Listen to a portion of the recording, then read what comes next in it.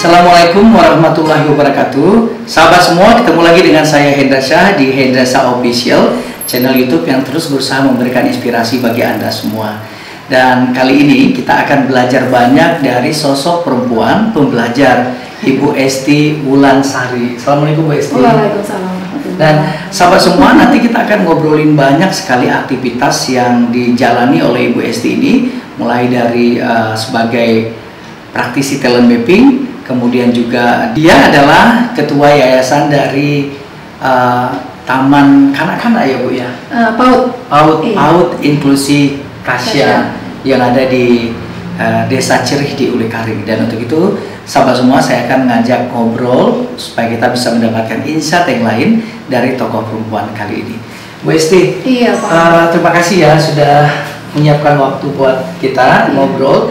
Dan banyak pertanyaan kepada saya, ada yang nyebutnya Bang, ada yang nyebutnya Pak ya, untuk menghadirkan sosok-sosok perempuan. Kemarin kita sudah punya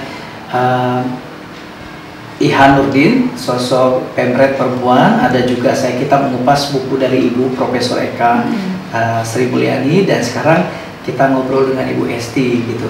Kita kan melihat tadi ya, ada TK, ada PAUD, ada juga sekolah untuk anak berkebutuhan khusus gitu ya.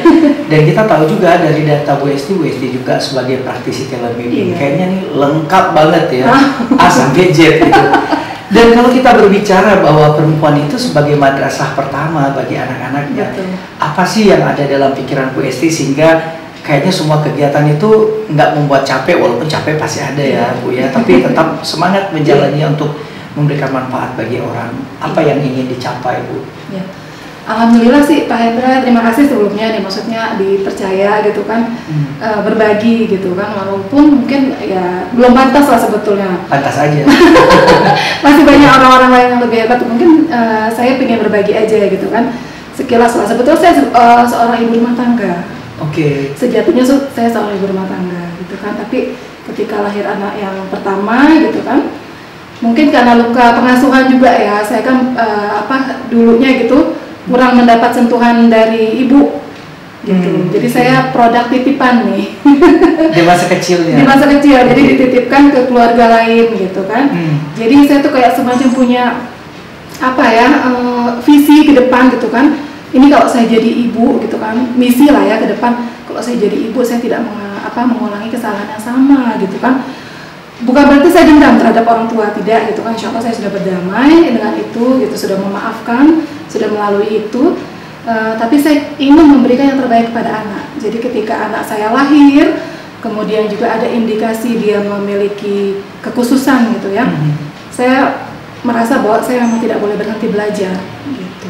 Jadi itu semua yang mendorong akhirnya Bu Esti terpanggil untuk beraktivitas di situ ya, mulai dari membangun sekolah. Kan membangun sekolah nggak gampang ya Bu ya. Kelihatannya aja membangun sekolah, nggak sekedar semen, bata dan lain-lain, tapi kan membangun infrastruktur, sumber daya manusia. Dan bagaimana memulai itikat ini Bu Esti? Awalnya sih sebetulnya kan awalnya saya cuma mencari sekolah awalnya, sama seperti kebanyakan orang tua. Ketika anak sudah mulai besar, usianya hari itu usia 4 tahun lah gitu, saya sudah mulai mencari. Dan saya nggak ingin yang namanya milih sekolah itu asal-asalan gitu kan. Saya ketemu daycare yang dibuka oleh seorang sahabat, Sadia Marhaban, mungkin Pak Hendra juga kenal gitu kan, kalau di Aceh kayaknya kenal lah gitu kan. Jadi beliau buka daycare hari itu, tapi katanya ada konsep pembelajarannya gitu. Jadi saya datang hari itu saat grand openingnya, ya saya lihat-lihat, dan kemudian karena hari itu saya belum ada aktivitas ya, hanya menjadi ibu rumah tangga yang mendampingi full anak di rumah gitu, masih banyak waktu lah untuk yang lain. Kemudian Kak Sadia melihat gitu kan, kayaknya karena saya mungkin terlalu banyak kasih masukan ya, Kak kayaknya bikin ini, karena saya memang kalau secara di talent mapping bakat saya ideation. Suka berikan ide ya? Itu ide di kepala saya tuh kayak berlompatan gitu. Kalau ada sesuatu yang baru, apalagi kayaknya nggak bisa ditahan gitu kan. Jadi ketika ketemu Kasya gitu kan, udah dibuka duluan nih, walaupun hari itu dengan 3 anak awalnya ya. Saya bilang, Kak kenapa nggak jadikan sekolah gitu kan, tapi setelah kita ketemu konsep FBA, ternyata malah sebetulnya bagusnya jangan sekolah ya. Iya, di rumah ya. Iya, the schooling ya. Jadi ya udah saya kasih masukan-masukan gitu kan, bagaimana pembelajarannya, bagaimana gurunya gitu kan. Hari itu saya masih memakai platformnya Pak Munif Katib dengan gurunya manusia, sekolahnya manusia, orang tuanya manusia. Itu kan bagus banget gitu ya, fitrah banget gitu kita bicaranya. Kemudian ya udah dari 2009 mengalir akhirnya menjadi sekolah yang memang dari namanya Kasya Daycare Center gitu kan, KDCC ya gitu ya. Kemudian ditambahin school di belakangnya, ya nggak cuma sekedar penambahan S di belakang itu gitu. Jadi memang ada konsep yang bermula dikembangkan sampai akhirnya memikirkan bagaimana sih produknya supaya ada sekolahnya juga. Jadi awalnya kan cuma sekedar daycare gitu kan. Jadi saya pikir kalau daycare tanpa program kan kayaknya ibaratnya gini, ini cuma jalan aja. Nggak ada tujuan jangka panjangnya apa, target-target kepada anak apa, apakah hanya sekedar dititipkan gitu kan. Jadi anak berkebutuhan khusus saya yakin juga punya potensi. Hari itu belum berkenalan dengan talent mapping, tapi itu kan fitrah bahwa setiap kita tuh pasti kita punya kemampuan.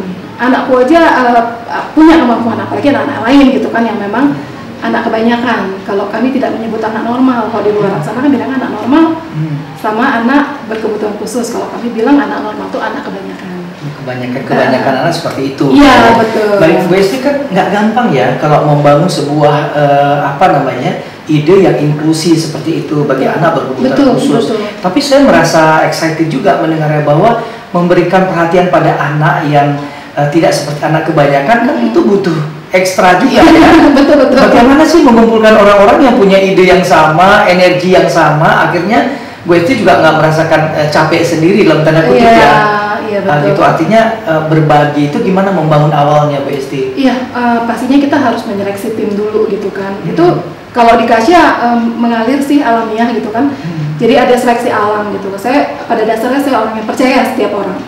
Jadi orang yang datang ke Kasya itu saya anggap memang dengan niat tulus gitu ya untuk mengabdi, untuk bekerja gitu kan dengan baik. Jadi dimulai dari situ, dan kebetulan saya juga punya tim yang luar biasa hebat. Ada Bu Ina yang sekarang menjabat kepala sekolah di PAUD gitu. Nah PAUD ini Pak mungkin salah persepsi kadang orang gitu ya. PAUD itu sebetulnya rumah besar dari TPA. TPA itu kan kayak semacam daycare ya. Kemudian kelompok bermain yang sering disebut juga preschool. Kemudian TK gitu. Jadi kalau orang kebanyakan bilang PAUD itu beda dengan TK, iya kan? Tapi enggak. PAUD itu rumah besarnya. TK, kemudian daycare, kelompok bermain itu ada di dalamnya. Jadi ada pendidikan anak usia dini, di dalamnya ada TPA, ada daycare, dan ada sekolah-sekolah yang dibangun lainnya seperti itu ya. Jadi supaya perspektifnya jadi nggak salah ya, PAUD itu kayak kesannya kayak sebelum masuk sekolah sebelum masuk TK PAUD dulu gitu kan. Padahal ini rumah besarnya ya. PAUD itu rumah besarnya. Itu dikonsep berapa lama Bu Esti sampai dengan sesempurna itu kalau saya melihat? Enggak sempurna. Artinya maksud sempurna dalam arti kata sudah sangat available lah untuk anak-anak bisa masuk gitu kan. Tadi saya juga melihat ada orang tua yang konsultasi.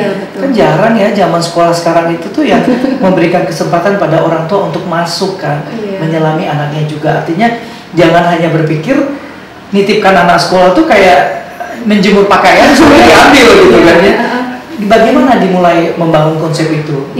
Kalau kami kan orang tua itu sebagai partner ya, jadi bukan cuma sekedar saya titip anak, enggak gitu kan. Jadi di awal itu kita memang menyamakan persepsi.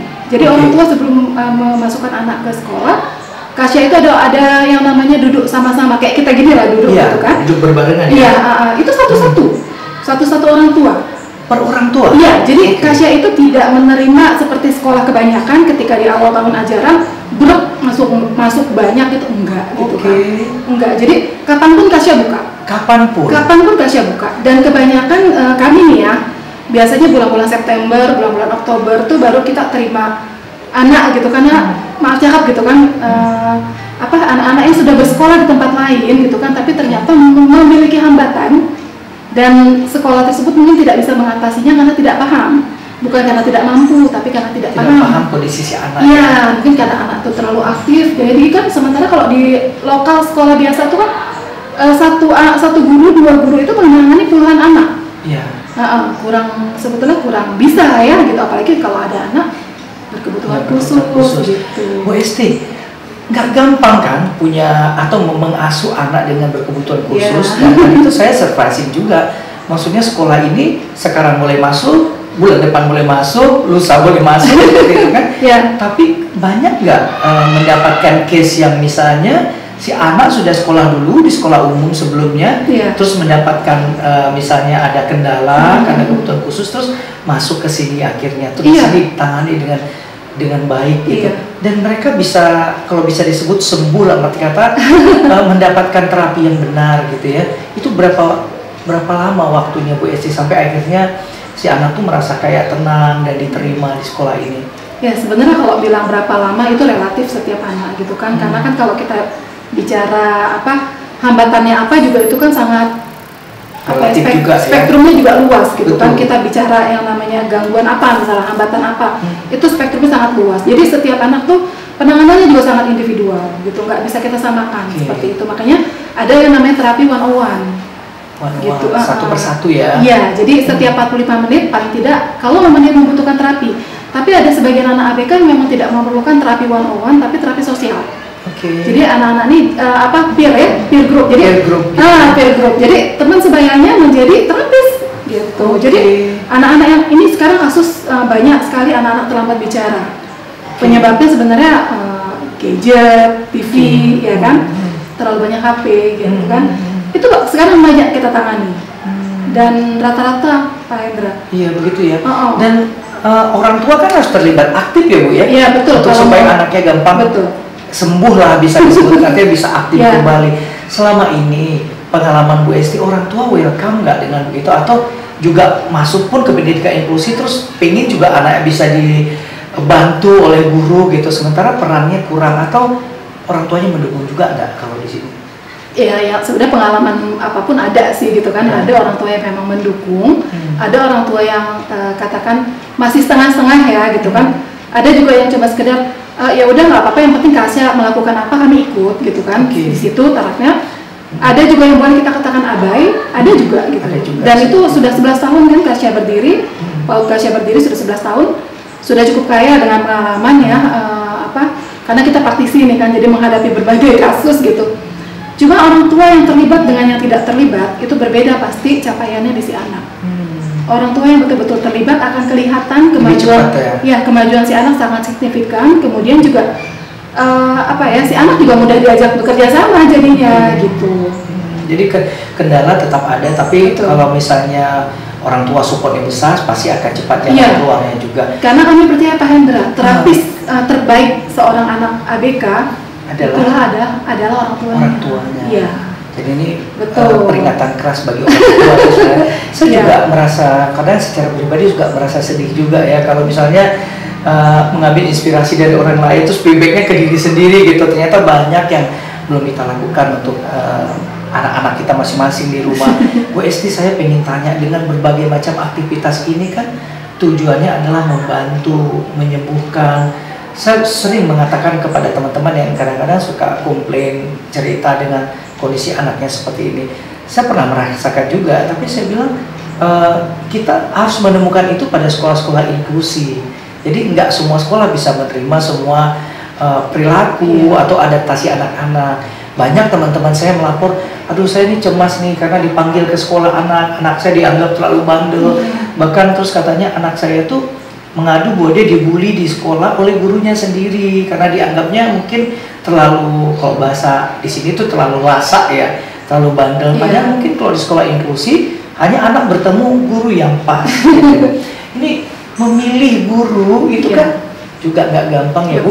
Kalau di sekolah inklusi Kasya ini satu anak ditangani oleh satu guru atau gimana? Enggak juga, tergantung anak. Jadi gini, setiap ada anak masuk gitu kan, setelah kita menyamakan persepsi sama orang tua, kemudian kita menggali. Jadi ada yang namanya form. Form itu harus diisi gitu kan, dari mulai riwayat ketika si ibu hamil, sebelum hamil itu memang kita gali semua kan. Jadi kita tahu, bukan untuk kita cari tahu penyebabnya apa gitu, supaya ibunya juga belajar.